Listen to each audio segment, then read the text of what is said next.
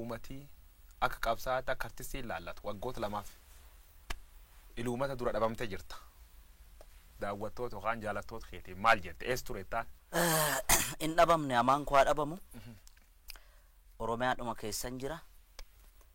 Tarii erga waggaa lamaan asii akkuma beekamu ergan singilii jirraa jedhu gadhiiseen dura welluudhaan hin dhufne.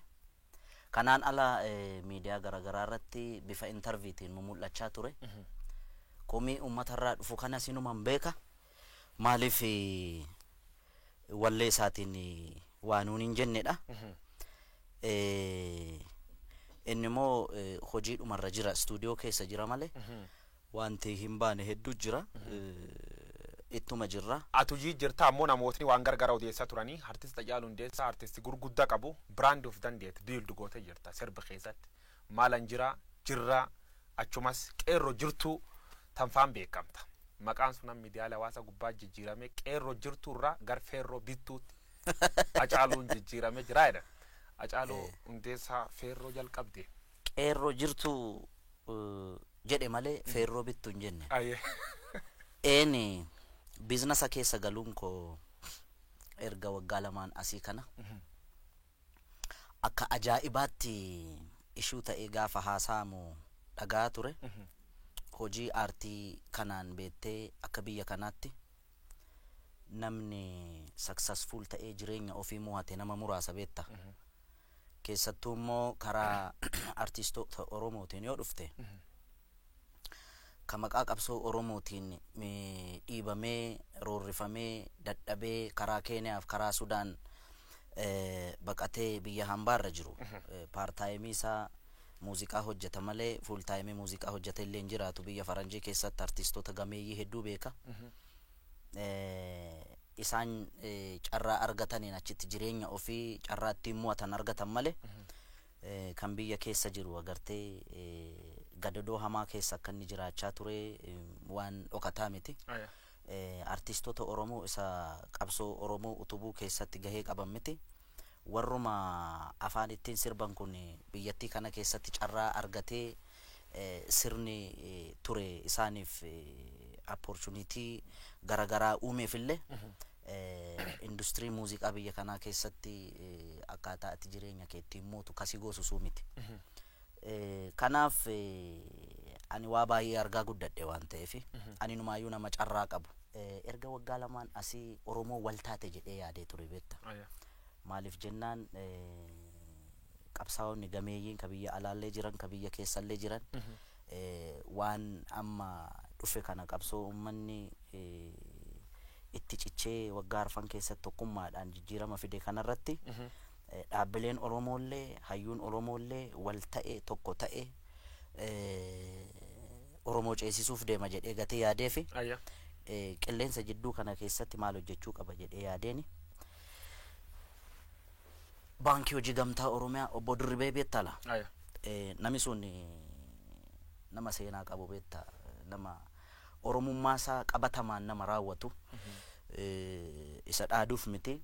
Namni sun innaa wayyaaneen jirtu san koonsartii hojjechuu qaba jedhee ispoonsara gaafan gaafadhu. Abbootii qabeenyaa dabalatee dhaabbilee kaampaanii Oromoo amma maqaan dha'u baankii hedduu jira. Gaafan propoozaala galchu guyyaa lammaffaatti warra qircaata keessa gaarbeejii keessa gatan beette sodaatanii jechuudha. Inni garuu yoo hidhame illee nan hidhama. Meeqa barbaaddaa naan jedhe amma dandeessu ispoonsara na godhin jedheen. Obbo Dirribeen miliyoona 2 walakkaa naa eeyyame yoo hidhame illee nan hidhama jedhee ispoonsara na godhee wayyaaneen battalumatti koonsartii kiyya dhoowwite jechuudha. Si jalaa haqanii jechuudha. Na jalaa haqanii jennaan battalumatti maallaqa baankii sanarraa fuudhee deebisee itti kenne. Silaa gaa faayinaansiidhaan waan nuti hundumtuu ba'a miti. Inni ofirratti murteessee erga kana naa godhee taankiyoo jedheeni. Nama sana amma yeroo lammaffaa marroo lammaffaadhaaf hojiitti seenuu barbaada. Maallaqaan of harkaa qabu waan hojiitti na seensisuu miti. Maalla gargaarta baankiin kun akka naa liqeessu barbaada. Maal hojjechuu barbaada? Impoortii hojjechuu barbaada. Impoortii keessa maal sibiila fiduu barbaada.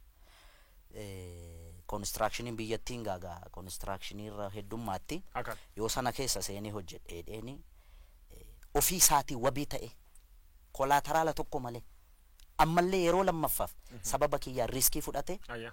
namni sun miiliyoona 10 liqeesse. Birri miiliyoona 10 asirra liqeeffattee jechuudha. Haa taatuuti ammoo namoonni tokko maal jechuu jiran. Hacaaluu Hundeessaa birri miiliyoona 20 mootummaan Dr. Abiy Ahmad yookaan paartiin Biltsiginnaa kennitee fi birri sun fudhachuuf Hacaaluu Hundeessaa agriimantii san mallatteessan akka jedhanitti birri suniin fudhattee ittiin in callista birri suniin qabsoo keessatti sirba gahee tan ta'e qabaatu. Abba Guyyoo. Birriin gurgurtee jedhan kanaafuu acee waa butattee jirta. Keessa namaan beektu keessa qabuteen namaa kenniteedhaan beektaa. Otoo maallaqa akkasiiti wayyaanee nuu kenniti bar maa qarree du'aarra deemnaare. Amma sana kan qarree du'aarra deemee riskii amma sanaa fudhachaa ture sana Dr. Abiy yoo aangoorra bahe yookaan immoo Oromoon tokko yoo aangoorra bahe miiliyoona 20 naa liqeessa yookaan lafa naa kenna yookaan maaloo naa kenna mana naa kenna konkolaataa naa bita jedhee osoo yaade wayyaaneen akka ajaa'ibaatti naa ofariin kunis ture. Amma yoo haasofte of dhaaduu ta'a beektaa. Garuu immoo ijoolleen ragaa baatu jirti.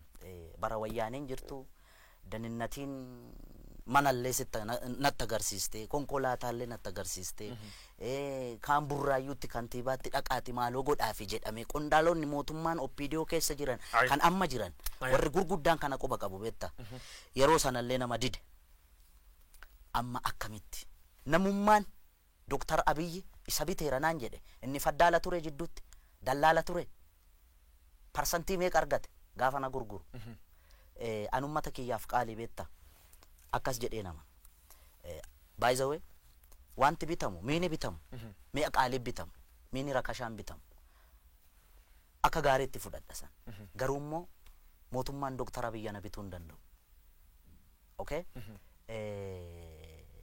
yookaan OPDO dhaabni kamu yoo sammuun kiyya na ajaje malee Biltsiginnaa jedhe dhaaba Oromoo warra mormu kamiyyuu keessa jedhe namni tokkoon yoo fedhiin Hacaaluu yoo keessi Hacaaluu murteeffate tole jedhe malee asiin miti asiin na murtaa keessa Hacaaluu tol jedhe no akkamitti tol jedha warri Biltsiginnaani gadi baanii Hacaaluu binnee turre agriimantii akkasii waliin qabna akka inni afaaniin hin dubbanne kana goone irra jedhanii gadaa baanii haa dubbatan har'as borus warra mootummaa biyya bulchuu miti bar warra mormutti illee qeequudha duubatti naman deebine midhaaddu kan callasiin hin jedhan Hacaaluu Hundeessaa konkolaataan inni ofiyyuu mootummaa kennee fi lafallee manallee dhuu qabaachuu dubbatan mana dhuu qabdaadhaan Hacaaluu mana gam qabta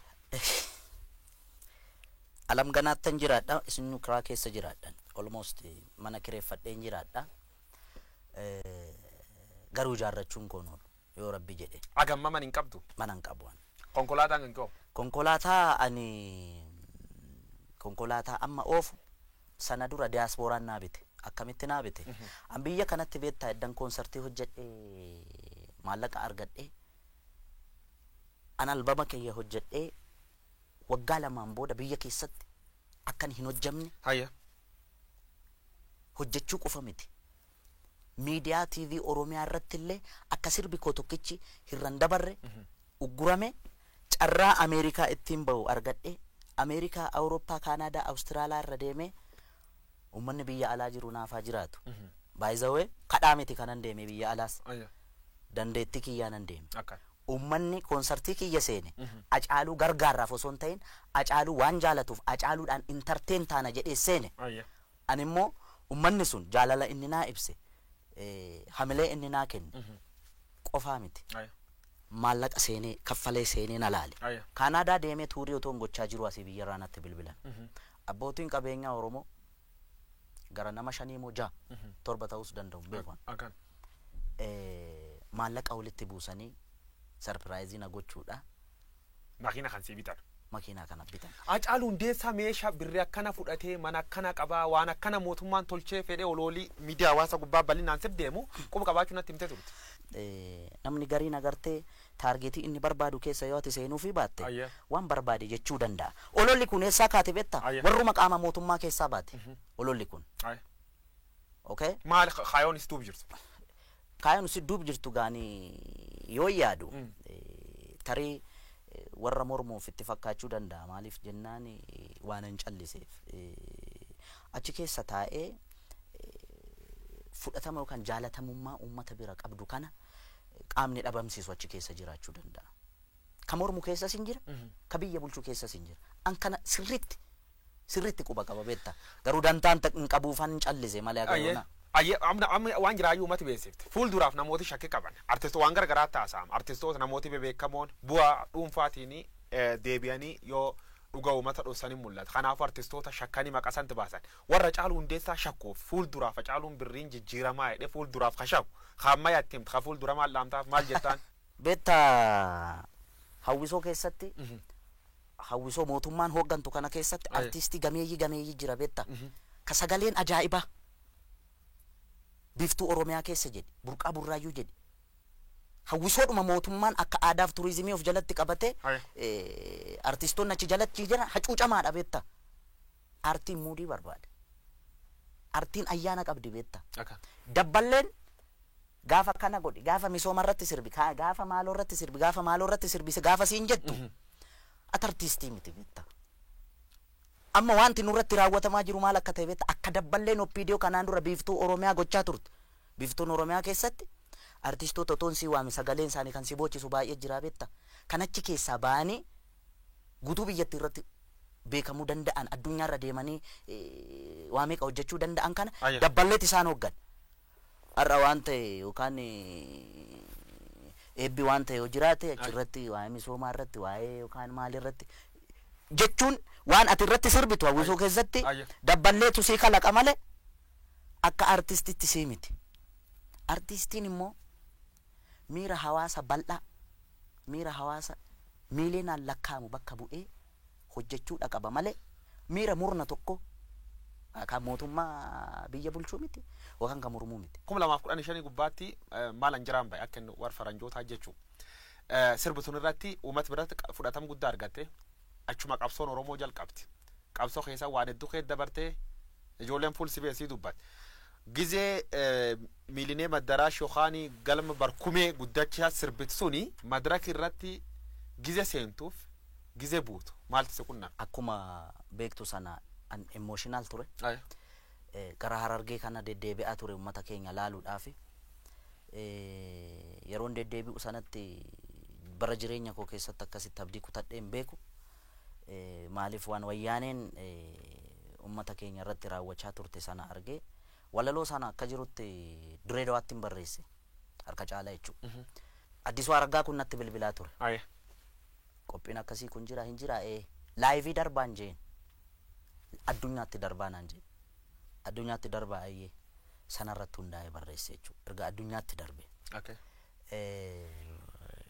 Hin dhufee leetii ta'een dhufee yoo gaafa qophii sana dudduuba taftee gaafa nufu artistoota kan akka Ittiiqaa kana ijoollee artistoota na dura seenanii perform godhan kana Addisuun walitti qabee gorsaa ture. Gorsaa kam gorsa? Yoon nufu Hacaaluu dhufte kootu ati sinaan jedhee asitti galii walitti qabuuf walitti dhufne malee protestii garaagaraa agarsiisuuf miti. Kanaaf kaayyoon nuti dhufneef galii walitti qabne uummata keenya buqqee utubuudha. Kanaaf iddoo kanatti ijoollee mormii fincila diddaa gabrummaa kana agarsiisaa turan fakkaata. Alleetii ta'ee dhufe siin jedhe. Hayya rakkoon hin jiru hin jedheen. San booda annan seene maaliif akkuma dura siin jedhe sana waanan sirbu guyyoo waariyoo yookaan dabballee mootummaa yookaan miti mootummaa inni ijoo waan akkasii miti kan naa filatu ana. Ergaa Hacaaluu waltajjii irratti dabarsu san qaamni hin barbaanne yoo jiraate Hacaaluu waamuu dhiisu. Erga dhufe garuu Hacaaluu waan gochuu qabu Hacaaluu qofaaf dhiisu. Waan akkana sirbidhanii sitti man isaan? Isaan yeroo sanatti sirbi koo jirraa ka jettu sun baatee turte. I think sirba biraa eegan. An baandiidhaan bakka geerarsi seenu godhe walaloo sana fayyadamee miirri anarrattis uummatarrattis argitu sana waan yeroo sana fakkaatu ture. Yoo sana emotional ta'anii namoonni sintineedhaan ibsaan addaan citee security'n backstage natti marsee sana booda Shimallis dhufee ofitti naqabe. Addisuun dhufee innaa waltajjii irra baatu ati maraattaa hinaan jedhe namni rifateera. Shimallis ofitti naqabe erga goote bagatti cabsite naan jedhe. San booda suutuma suuta warra ijoollee suufii uffattu kun meeshaa shuguxii qabatanii baaksteejiin natti raran.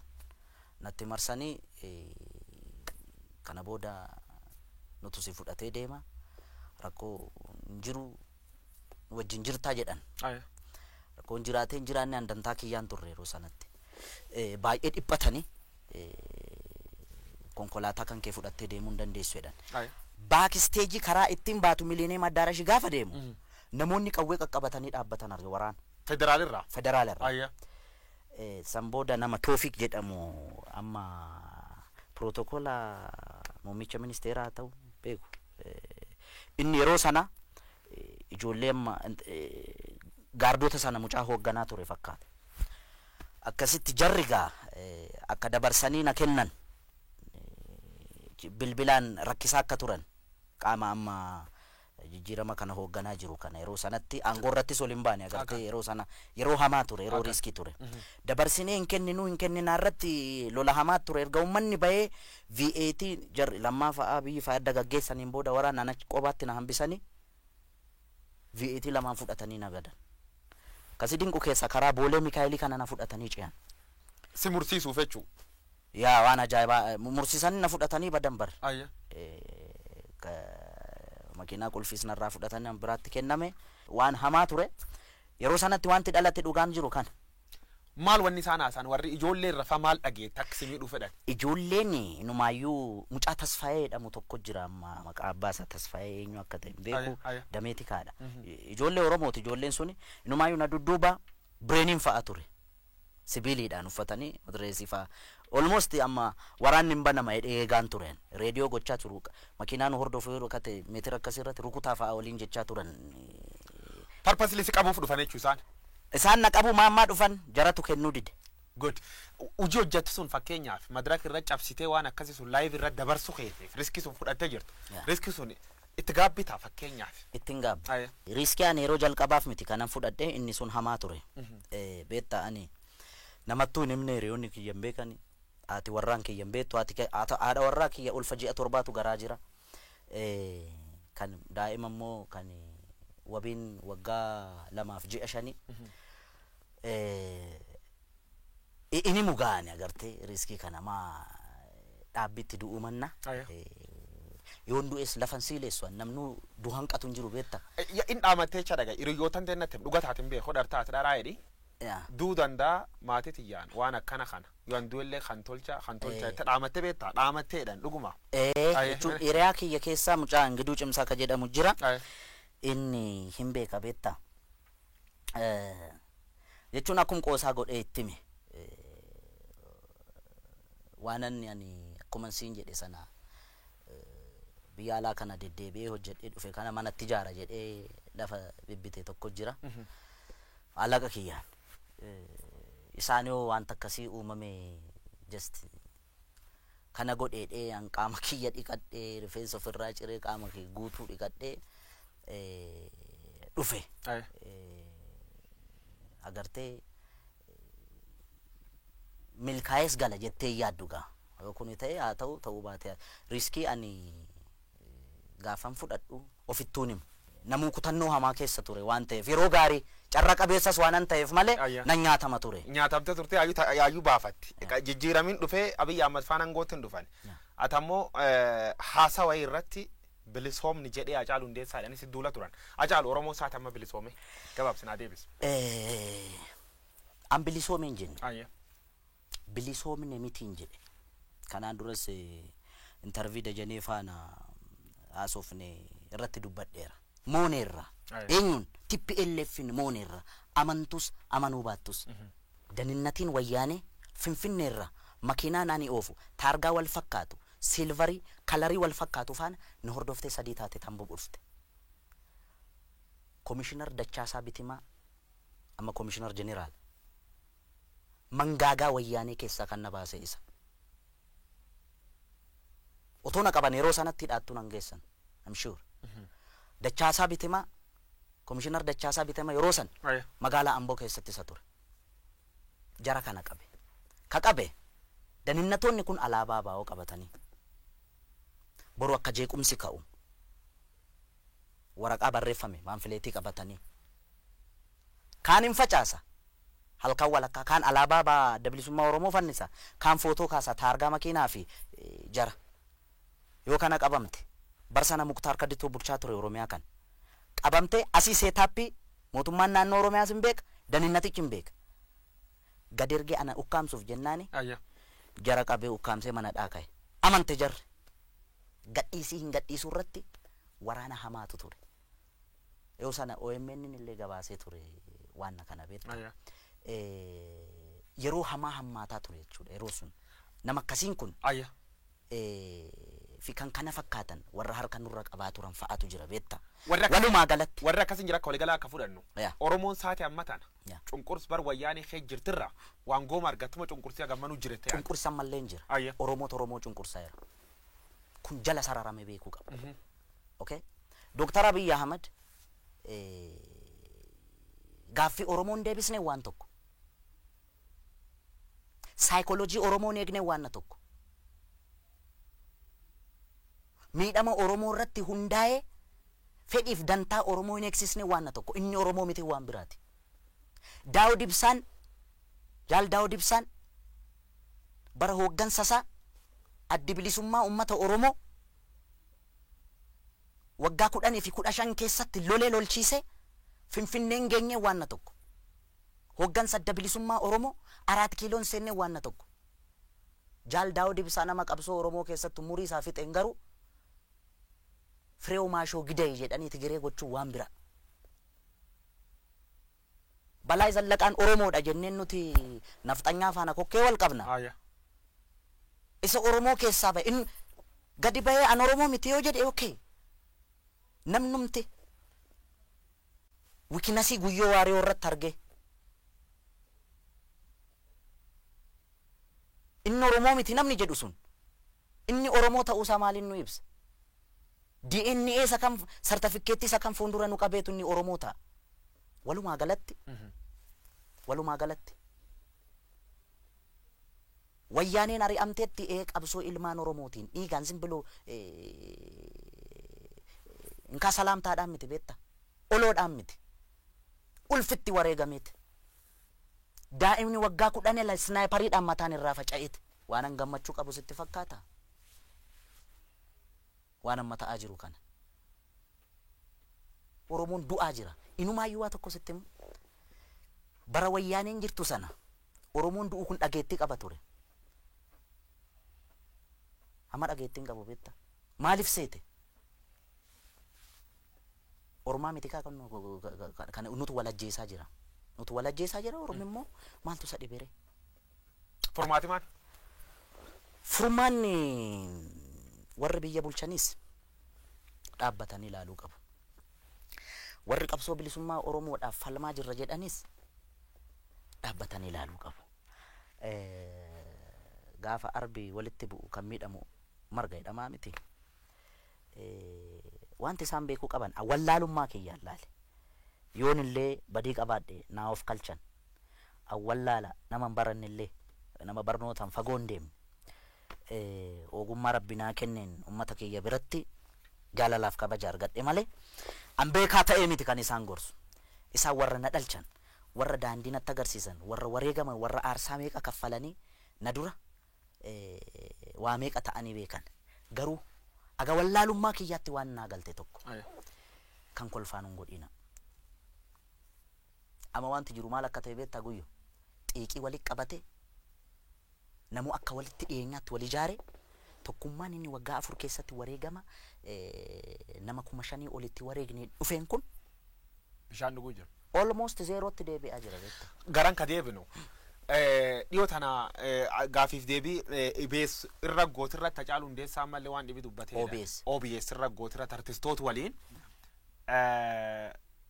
warra Maqalee dhaqu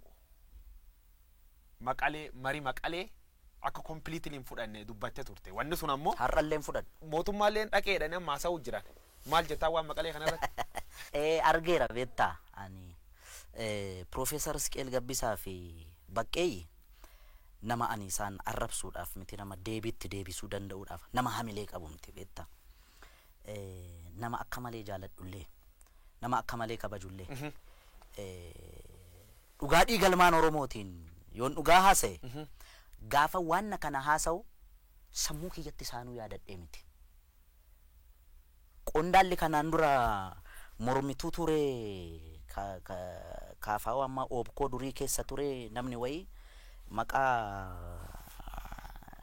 tuuta waan ta'e fudhatee achitti gaafa inni walgahii jara faana taa'u argee tanani sanarratti hundaa'ee haasa'e beektaa.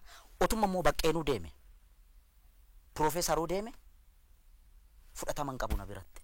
Jaawaaruu yoo deeme maaliif naan jedhe tarii wallaalummaa kiyyarra madda ta'a garuu ammallee jarri nama gumaati Oromoo waliin. Walaloo Zalaalamaa Barraa tokko sii jedha waggaa 10 meeqan dura dhaggeeffadhe waan akkasii kun isa rakkiseetu beektaa. Akkamittiin caalee akkamittiin gurbaana dhaga'uu diddaa jedhe. Caalii sanyii dhiiraa caalii sanyii guddaa kan dur lammiin kee ajjeesee dibatee tufeen arraabne gafarsaan gaditti saawwaatti lakkaa'e yeroo yoo argatu raadiyoon sii waadee qawween sii akaa'e ammam lammii keetiin walii galtee diddee mana gumaalitti almahaa jedheetu afaan kottaafu kan shan ta'ee dhufu jedhe. Kan shan ta'ee dhufu. Kan shan ta'ee dhufu. Mana gumaa lixuun akka sirna gadaatti akka namni qaamni irraa du'e tokkotti isaantu sin ajjeesneerra waggaa 27 kallattiidhaanis alkallattiidhaanis isin ajjeesneerra isin miineerra isin saamneerra. Oromoo biyya abbaa keessan irratti akkasin gooneerra nu of kalchaa jedhanii qeeshiif sheekii nutti erganii gara fuulduraatti akkaataa itti waliin buluu dandeenyu kanarratti kan Oromoo gaafatan isaan malee warra nuti isaan harkatti du'aa turre miti. Natti bilbilanii waa'ee kanarratti sii naan jedhe siyaasa keessatti naan jedhan diinni dhaabbataa fi firri dhaabbataa hin jiruu naan jedhan. Akkasii aha Dooktar Abiyyi sirrii dhaareen jedheen attam jennaan isa nafxanyaa faana isa hamannu kuniin jedheen nafxanyaa waliin ta'ee dantaa Oromoo kana nafxanyaaf dabarsee kennuu fi nafxanyaa waliin hojjeta hayyoota Oromoo ofirraa dhiibaa jira nafxanyaa ofitti qabaa jira inni jedhamu kun. Nafxanyaan diina Oromooti kaleessas diina Oromooti hardhallee diina Oromooti gara fuulduraattis diina Oromooti akka wallaalummaa yaada Hacaaluu Hundeessaatti. Hacaaluu 4 kiiloof sittu aane jettee sirbite turte. Sirba kan kee qalammeessoo hayee barratti jirra oollee barii arguuf gara nu bal'isa yaanu jette jirta. Oollee barii arguuf oollee barii sun arguu jirra geenne. Arginee turre. Okay akkamitti argine seete. Akkuma dura siin jedhe irra deddeebi'ee akka hin taaneefi. Paaworii guutumaan guutitti kan of harkaa qabaa turte TPLF samma Maqaleetti galtee qophaa kiyya miti OPDO waliin hin jira. Okay Jawaar Mahammad kana wallaalee miti kan Minisoota irraas dhufee bar qaamni amma aangoorra jiru kun akka wayyaanee faana ture kana wallaalee miti. Okay qabsaa'onni gameeyyiin hedduun kan biyyatti galan hin beekamu kan ilmaan keenya jedhaniitu. Okay itti fayyadamne garagalani nu qarqaaran qabsoo Oromoo kana galmaan gaani jedhamee itti waliin shubbisamaa ture bar akka ajaa'ibaatti machii hamaa keessa ture uummanni keenya hundumtuu. Okay sana booda ijoolleen ibidda baattee ijoolleen Oromoo lixaa fi kibba Oromiyaa kana keessatti gaafa mul'achuu calqabamu walii galteen dhabamaa gaafa deemu isa sanatu bal'atee dhufe sadarkaa kanarra gahe. Innis yaalan hayyoon Oromoos yaalan qaama biyya bulchaa jiruu fi ijoollee keenya sana faana araarrakki bu'umu yaalam sana keessa saayinsii sana keessa deemaa ture achi keessa seenee hin borcuan nama siyaasaa miti. Jidduu isaaniitti walii galtee dhabameen uummanni keenya sakrifaayi amma kanaa kaffalaa jira. Eenyutti gaafatamu kanaaf? Eenyutti gaafatama lachanu akka kiyyaatti. Mootummaa fi qaamni mormu. Qaamni mormu. Kanaafuu seena Oromoo sadarkaa Oromoon keessa jira kanaan fakkeenyaaf Oromoon isaati adda naannoo jiran keessa naannoo namni keessa du'u jiru kan namni baay'inaan keessatti dhabuu jiru Oromoo. Kan akkamitti ibsita akkamiin laata? Amma beektaa sana keessa seenee borcuuni tarii wallaalummaa kiyya kaasuu danda'a. akka oromoo tokkotti maaltu sitti dhagahame caalaatu oromoodhaaf iyyaa turte yoo naan jette ijoolleen daggala keessa jirtus dhiiga kiyyaana okay gaafa isheen rukutamtee reeffa ishee Facebook irratti argu na dhukkuba keessa kiyya ijoolleen asii bobbaafamtee deemtu kunis maqaa seera kabachiisuudhaan oromoo jarri walilleen booji'an beektaa yoo wal booji'anis akkaataa isaan disrespect wal godhan kana gaafa argitu oromummaa keessa jibbisiisa beektaa oromoon oromoo irratti dhukaasuu arguurra caala du'a wayya beektaa warri obbaafate warri du'e kun obbaafate warri dhumeen waan nu warra jiru lubbuudhaan jiru warra kana laalaa jirudha beektaa Abiy Ahmed artistoota walitti qabee achirra waan tokko dubbatti namoota lubbuun hin jirre Taaddasee Birruu fa'a Jeneraal Waaqoo Guutuu fa'a waan nu sirbinuuf beektu waan isaan lubbuun hin jirree fi jettee dubbattee turte maal jechuu kan kee Waaqoo Guutuun goota keenyaa miti Taaddasaa Birruun nuuf fannifame goota keenyaa miti way kana booda ka'ee oromoo kana godhe jennaani hin jennuun bara kanaaf hin amannaa jechuudha kana booda ka'anii namni lubbuudhaan jiru beektaa seenaa hojjetes xureessuu danda'a seenaa namni seenaa xuraa'aa qabus immoo haareeffatee nama gaarii nama lubbuudhaan jiru abaaruufis hin rakkisa beektaa jajuufis hin rakkisa ka obbaafate amma laal Dr. Abiy akkuma filannoo irra bahe kun namni machaa hin jiru bujii irra Boorana irra agaa Harargeetti irra agaa Wallaggaatti Wallagga irra agaa namni qawween dhayin hin jiru bar gaafa inni filatame speeshaalii naannoon ani itti dhaladhe kana Booranatti illee namni dhukaasa akka ture quba qaba beektaa namni dhukaase bar gammachuu guddina dhukaasuu qofayyuu miti ilma abbaa gadaa jedhame bakka deemutti eeboo fardatti badhaasanii gaachanatti kennanii maaloo ta'e sana ta'e kana ta'e inni viizhinii mataa ofii qabaa mutiire jijjiirame Abiy Ahmed jalqab kun waggaa lama keessa tag deema kara sirriir jira warra dhin jira Abiy Ahmed kara sirriir hin jiru dogongor guddoo hojjechuu jiru warra dhin jira kan keessa kan fudhattati by the way jalqabumayyuu an barre namni na dursee qeeqeen jiru garuu dhugaa namaa baasuurra wikinasii namaa baasuutu namatti intiniin kun dhufe amma sirriirra hin jiru ana akkamitti sirriirra hin jiru seete inni oromoodha harki isaa dhiiga oromootiin xuraa'uu hin qabu akka wallaalummaa kiyyaatti maal isa gorsa beektaa TPLF ummata Tigraayitti hudduu gatattee nu fixaa turte nafxanyoonni ummata Amaaraatti hudduu gatatanii oromoo fixaa turan Mangistuu Hayilamaariyaam qofa beektaa kan jidduu irratti akkas ta'e namni kamu saba kamiyyuu keessaa dhufee aangoo qabatu kana booda akka inni aangoo irra turus kan godhu oromoo akka inni aangoo irra hin turres kan gochuu danda'u oromoo okay me Dr. Abiy kun oromoo miidhaa jennu dantaa oromoos eegaa hin jiru haa jennu gaaffii oromoos hin deebisne haa jennu fincillis ka'e mormiinis ka'e akka inni aangoo irraa bu'us godhame eenyutu morra kora oromoo dhaabilee oromoo keessa isa karaa nagaatiin dorgomu isa afaan qawweetiin lolu kamtu dhaqee achi qabata innis gaaffii biraa bara namoonni hedduun Abiy Ahmed nafxanyaan butamee jedha qabsoon isaa oromoon sirna kan keessa fayyadamuutti hin jirtu jedha oromoo waan adda waan fayyad qabdi baala gizee dhamte gizee du'aati illee attaak waan godhamtuuf warree baan deemaa beektaa magaala kana keessa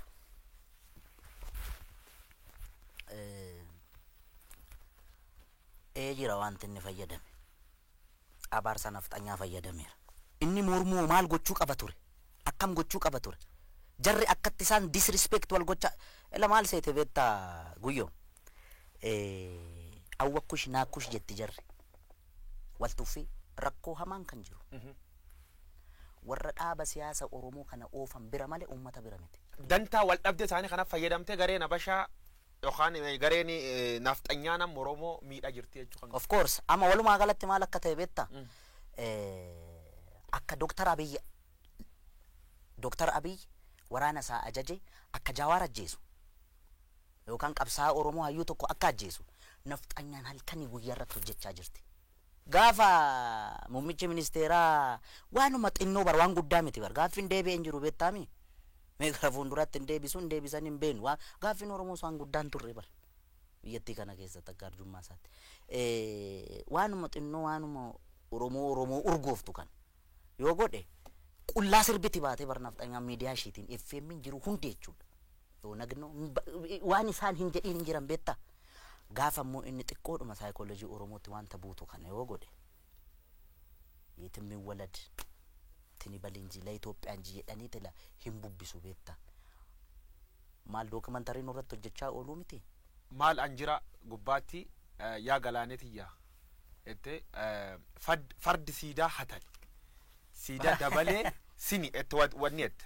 erganu daangeessani barii ture bulbul farda badi caalu farda wanni farda waan fardaa softachi keessa waarki farda siidaa hataniidha farda siidaa hatani siidaa dabaleen soore erganu daangeessani barri ture bubbuleedha fardi siidaa dabalee sun farda mililikirra taa'ee kunu amma suura ka'esan farda hatame beetta entati namicha nami hattu humnaan qotee bulaarraa fudhate beetta ijoollee arsadi promotion ka jedhaman bolaa sadan tokko jira Siisay Bulbulaa waggaa 8 dura sochii hamaa gaggeessaa turan kitaaba isaan barreessan irratti arge beette siidaa dabaleen kun nama galaan farda isaa kaalchoo fi garbuu qallabaa ture gorroo jalatti Oromoon sangaa fardaa isaa maal godha beetta guyyaatti yeroo lama dhiiqa beeke naannoo keenyatti nuti farda goojeedhaaf lolaaf itti qophoofsitu kan leenji'amu garbuu nyaata gorroo jala hidhame namichi kun gaafa farda taphatu beekamaa ta'e odeensi qaba beetta akka kitaaba sanarra jedhutti seenaani gorgisitu taabonni wayiin baay'edhan as birbirsa gooroo kanatti nami kun maqaa qaba siidaa dabaleen kun namicha bira qaqqabe fakkaa namiligi bira odeeffannoo miligi biga waa maatiin haa taphatu jedhame inni farda isaa miicee maaloo jedhee bareechee galaan irraa sakaraa dhufe beetta sakaraa dhufe goojiirra mul'atee na dhadha'u kana argee nugusni taa'ee argaa ture harkaa fuudhaa jedheen irraa bute beetta waameetu farda akkasii kun mootiif malee nama teebula akka keetiif hin ta'u isa jedhanii nu abaaran sana jettaa mire jedheeni harkaa fuudhee siidaa dabaleen boo'aa deeme kanaaf gaafa amma farda kana laalu nanaara beetta farda hatame farda nu jalaa hatame kanarra taa'anii hin qaanofneen nama qaanessiteedha inumaayyuu immoo suura kaa'anii cimaanii dhaloonni kun waa'ee farda kanaa gaafachuu qaba barbaachisaa taanaan beetta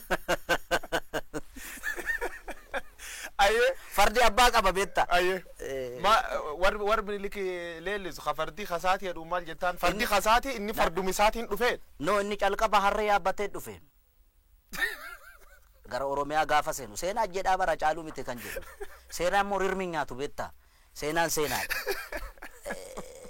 okay yaabbii fardaa isatti beekanni amma waa'ee Adwaa faana wal qabate warri lole kun tuulama kana fardaan dhaqee dhukkeerraa kaase minni yaa'u wotorra ka'ee danda'a yookaan qabaniif ittiin deemataan beekamu ammas bari ijoolleen gaafa fakkeessitu siidaa isaa bukkeetti gaafa Adwaan kabajamu ijoolleen jijjirti farda jalatti qabanii kan deddeemne sangaa farda si jalatti hin qaban yoo yaabbii dandeessedha kan yaabbattu namoonni siidaan kun kajiganii jedha siidaan kun yoo jig fardi akkanatti fardi ka Oromoo fardi kan Oromoo akkam tolcha farda akkamitti jigama akkam tolcha kajige yoo inni isaarraa jigsan malee okay ga inni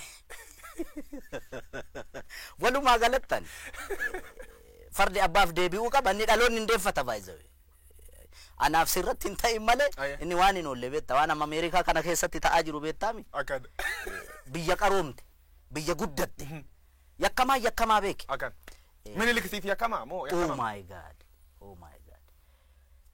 ani inni gaa reeffaa miirammaa ekeraadhanni jechuun seenaa rirmi nyaatu siin jedheera seenaan immoo dhugaa kan sobaa jedhu kan dhugaa jechuun akkamitti namni kana na godheeredhe sobaan si himata nama lubbuudhaan hin jirre aannolee irratti kana godheera calanqoo irratti kana godheera gaafa jedhamu aboo bara sana inni barkanaan mallatteessa jedhan warri harkaan mallatteessu warri maastarsaa fi digirii fi PhD qabu baran mallee ulfajjeesaa jira beettaami inni barsanatti doofummaa sanaan harma yoo mure harka yoo mure maalin tiniga doofaa waan ta'eef miti qotee bulaarraa kan farda hatu kan farda saam walumaa galatti yakkama hama yakkamaan beeta mangisti kee keettee otoo Oromoon lolti wanni isa kasiidaan isa beeta mangistu kan palaasi mootummaa kee taasuun akkamitti ilaaltate maltee fi wanni sun rifadheeraan ayya maaliif seete tokkoffaa ekeraa achi keessatti yaadannoo ekeraayyuu gochuun sirrii miti nama antini na yaadda'aaf wanni maaliif seete warra achi keessatti suurri isaanii bocame hundi garaagarummaa amma uumame sabaaf sablammii biyyattii kana keessatti roorroon ammallee hiikaan arganne bar yakka isaan raawwatanii ni beekta okay dhimma godheef isatu beeka waan godheef garuu akka kiyyaatti ta'uu malle maaliif nama harki dhiigni ummata qulqulluu harka jiru ekeraa akkamitti yaadannoo gootee mana kee qarqara goota hin ta'u inni akka kiyyaatti gaa kun si gale dhubirratti saatiin qabnu waan deemuu jirtu fariifachuu jirra namootni hedduun agammaa keessumaa warri sirnaaf xinyaa leellisan Atseen Minilik difend godhu namichi kunini nam Itoophiyaa holy war waraani inni Oromoo irra godhu waraan qulqullootaa jedhanii warri yaadin jira kanaaf deebiin kee maal qaamni miidhame immoo holy revenge jechuu danda'a beektaa isaan sirrii miti wal an kannaan galle silaa'oo isaan nabiyyii miti yookaan isaa Iyyesuusii miti namumaa miti ummanni yakki irratti raawwatame yakkamtoota jedhee malee sabni isaa lafarraa dhumuu qabaa hin jenne bar ummanni Oromoo yakkamtoota yaa amma laal biyya faranjii kanatti gurraachannaa luka dhiqan argiteetta warri adiinam maal beekwam abbootii isaanii yakka sana dalaga miti qaroomuun akkasii beeka wallaalummaatti itti taphataa bar odeeffannoo jajjabduu dhagaye dhossatante jechuun nam mormatiin raga waan qabuuf jechuu qiyya Hacaaluu Hundeessaa jirraa maalan jirraa amma immoo ees jirti sirbeer qopheesse obba'uu jiraa jedhan istuudiyoo kee jiraachuu iyyuu qub qaba mormatiin ati na basaasta jechuudha sin basaas dhugamoodhaan tan callaa oni naa dhugamoodhaan dhuga garuu hin baane sirboota hedduu hojjechaa jira rakkoon qabu waan ka hundaaf ka deebii ta'uu hedduu jira guyyaan itti ba'u gaa hin ba'a gaafa ba'u istuudiyoo keessa dhaqxee kan hojii hojjechaa jiru yoo quba qabaate akka biltsiginnaa birrii naan kennine akkamitti quba dhabde kanan qulqulleeffanne Hacaaluu Hundeessaa boonsaa dhumirratti loqoda hangafa Oromoo kana jaaladha beekta ka booran ittiin haasa'u afaan kana baay'ee jaaladha inni biraan akkaataa itti dhiyeessitullee bareeda wanti hojjetamuu qabu karaa gama miidiyaa keenya miidiyaa afaan Oromootiin banaman hundi isaanii otoo tokkummaa Oromoo irratti tokkummaa ishii TPLF ittiin xiqqoo goone sanarratti otoo hojjetame ulfaadhi galatoomii Hacaaluu Hundeessaa